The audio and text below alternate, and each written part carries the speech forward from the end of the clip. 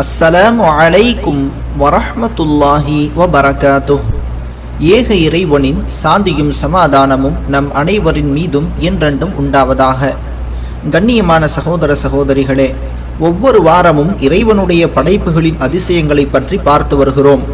அந்த வகையில் இந்த வாரம் குர்ஆனை உண்மைப்படுத்தும் சமீப கால அறிவியலை பற்றி பார்க்கலாம். கடல்களுக்கு மத்தியில் தடுப்பை ஏற்படுத்தி இருப்பதாக இறுதி இறைவேதமான அல் குர்ஆனில் ஏக இறைவனான அல்லாஹ் சொல்லி காட்டுகின்றான். இதனை சமீப கால அறிவியல் எப்படி உண்மைப்படுத்துகிறது என்பதை பற்றி சுருக்கமாக பார்க்கலாம். இன்றைய நவீன அறிவியல் பல்வேறு உபகரணங்களின் உதவி கொண்டு எங்கெல்லாம் இருவேறு கடல்கள் கலக்குமோ அங்கே அந்த கடல்களுக்கு மத்தியில் தடுப்பு இருப்பதாக உறுதிப்படுத்துகிறது. இந்த தடுப்பின் காரணமாக இரு கடல்களும் தன்னுடைய தனித்தன்மையில் எந்த மாற்றமும் ஏற்படாமல் நிலைத்து இருக்கின்றன. அதாவது அதனுடைய வெப்பம், pH, உப்புத்தன்மை, கடத்தும் திறன், அடர்த்தி போன்ற தன்மைகளில் எந்தவிதமான மாற்றமும் ஏற்படுவது இல்லை. இந்த தகவலை டேவிஸ் என்கிற அறிஞர் எழுதிய பிரின்சிபிள்ஸ் ஆஃப் ஓசனோகிராஃபி என்ற புத்தகத்தின் 92 மற்றும் 93 பக்கங்களில் காணலாம். இரு கடல்கள் கலக்கும் இடத்தில் எந்த மாதிரியான நிகழ்வுகளும் விளைவுகளும் ஏற்படுகின்றன என்பதை ஆய்வு செய்வதற்காக ஆராய்ச்சியாளர்கள் ஒரு இடத்தை தேர்வு செய்கின்றார்கள். அந்த இடம்தான் மத்திய தரைக்கடலும் அட்லாண்டிக் பெருங்கடலும் கலக்கும் இடமாகும். இந்த இடத்தை பற்றியும் இந்த இரு கடல்களும் கலந்த பின்பும் எப்படி தன்னுடைய தன்மைகளில் மாறாமல் இருக்கிறது என்பதை பற்றியும் இப்போது பார்க்கலாம். கிப்ரல்டர் சில் என்று புவியியல் அறிஞர்களால் அழைக்கப்படும் இடத்தில் மத்திய தரைக்கடல் அட்லாண்டிக் பெருங்கடலுடன் கலந்து கிட்டத்தட்ட 1000 மீட்டர்களையும் தாண்டி ஊடுருவிய போதும் அதன் வெப்பம், உப்புத்தன்மை, அடர்த்தி முதலிய தன்மைகளில் எந்தவிதமான மாற்றமும் ஏற்படுவது இல்லை.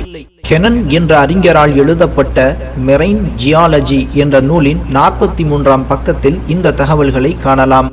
இந்த நிகழ்வுகள் எந்த இடத்தில் நடைபெறுகின்றன என்று சில சகோதரர்கள் கேள்வி எழுப்பினார்கள்.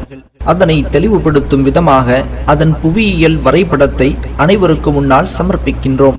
மிக சமீப காலத்தில் தலை சிறந்த புவியியல் வல்லுநர்கள் அதிநவீன உபகரணங்களை கொண்டு கண்டறிந்த உண்மையை 1400 வருடங்களுக்கு முன்னால் இறுதி இறைவேதமான குர்ஆன் எப்படி சொல்லி காட்டுகிறது?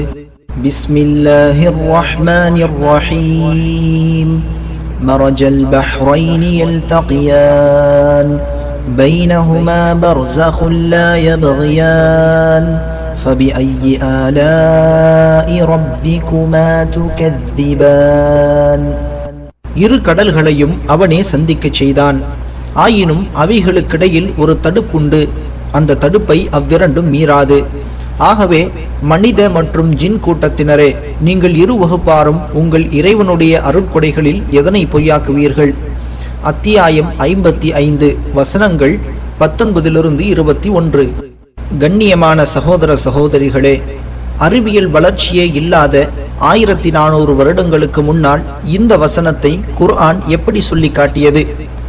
குர்ஆன் சத்திய வேதம் என்பதற்கு இந்த ஒரு வசனமே போதுமானது. இன்னும் கடலை பற்றி குர்ஆன் என்ன சொல்லுகிறது என்பதை பற்றி இனி வரும் காலங்களில் பார்க்கலாம்.